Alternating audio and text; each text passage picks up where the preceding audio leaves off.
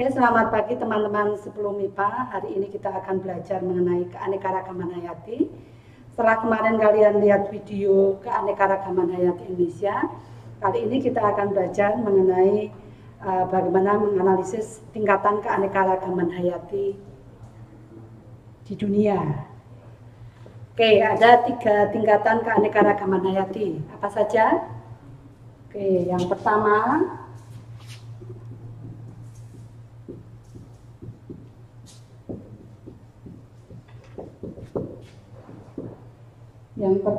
keanekaragaman hayati tingkat gen.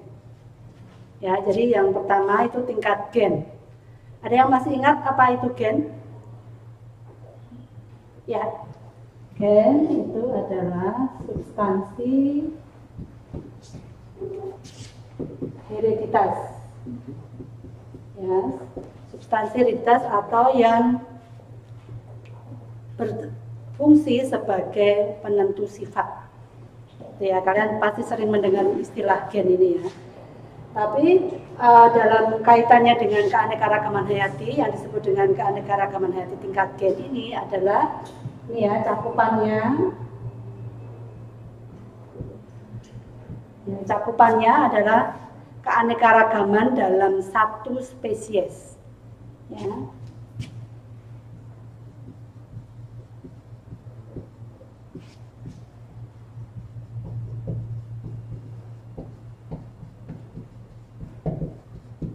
Ya, apa itu keanekaragaman dalam satu spesies atau bagaimana sesuatu individu itu dikatakan satu spesies ya, kelompok individu dikatakan satu spesies itu ada syaratnya. Ya, menurut John Ray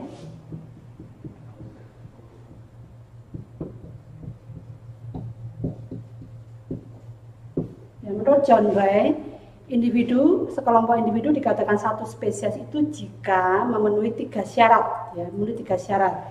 Syarat yang pertama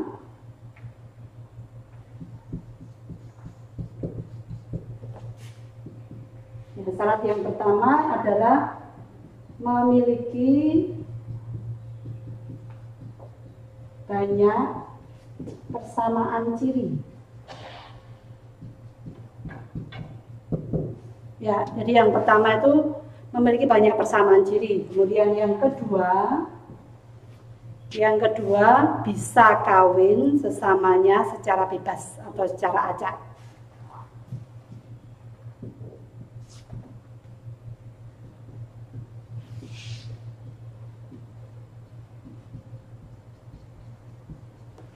Kemudian yang ketiga, hasilnya berupa keturunan yang fertil atau yang subur.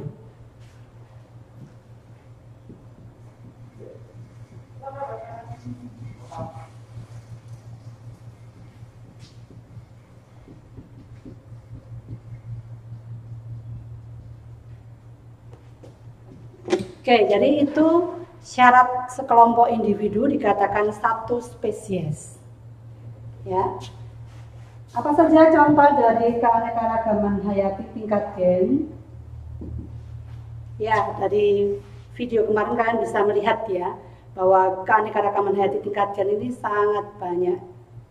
Ya, sangat banyak contohnya seperti yang keanekaragaman dalam manusia. Ya, manusia atau yang dikenal dengan spesiesnya namanya apa? Ya, Homo sapiens.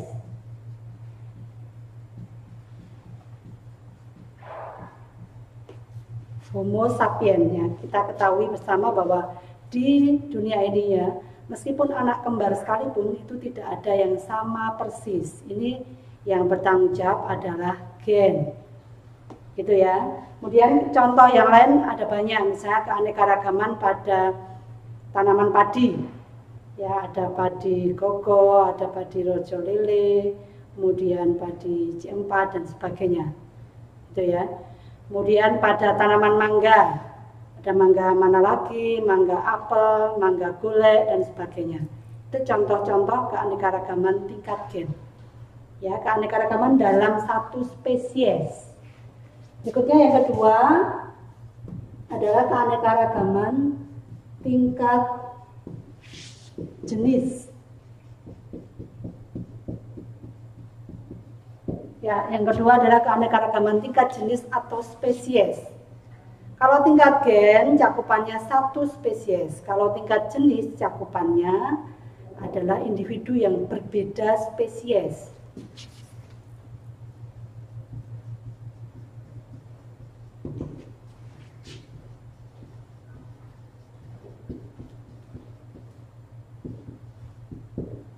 Ya, jadi perbedaan atau keanekaragaman kita dengan misalnya makhluk yang lain ya, yang saudara dengan kita, misalnya dengan kera, kita sama-sama satu ordo, kemudian dengan kucing, anjing gitu ya, itu kan perbedaannya lebih banyak lagi. Itu termasuk keanekaragaman tingkat jenis.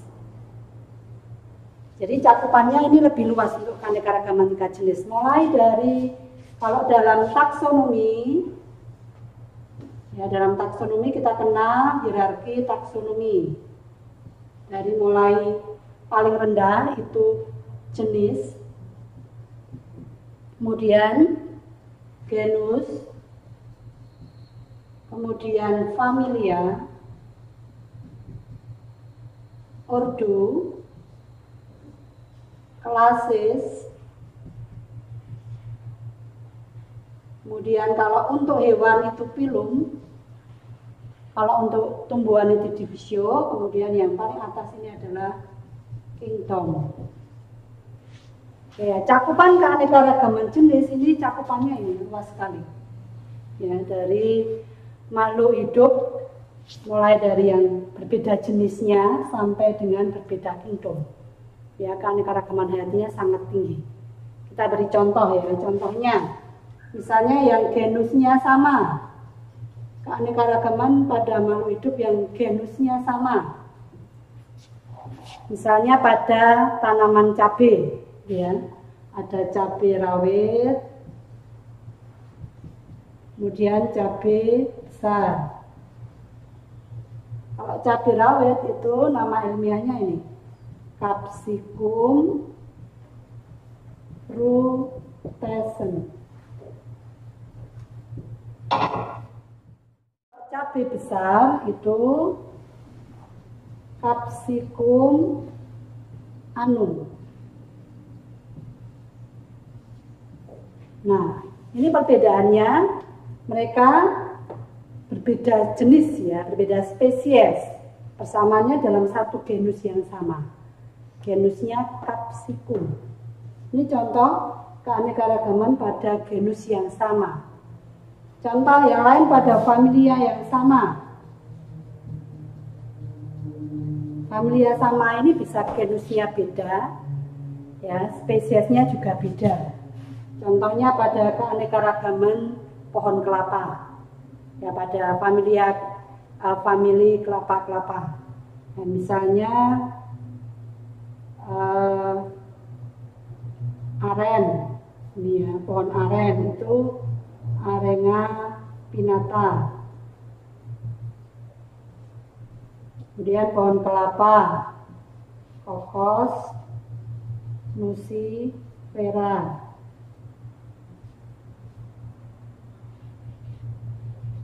Dan lain sebagainya. Ya, ini contoh keanekaragaman pada familia yang sama tetapi spesies dan genusnya berbeda. Dan masih banyak lagi. Jadi ini yang paling besar ya, keanekaragaman hayatinya. Kemudian yang ketiga, tingkat ekosistem. Oke, apa yang kalian ketahui tentang ekosistem? Di bab yang satu kemarin kita sudah bahas mengenai ekosistem ya, bahwa di ekosistem ini tingkatannya lebih lagi dari individu. Ya, setelah individu, kumpulan individu itu populasi, kemudian kumpulan dari populasi itu komunitas, kemudian komunitas beserta lingkungan abiotiknya ini ekosistem. Jadi ini keanekaragaman yang dibentuk dari interaksi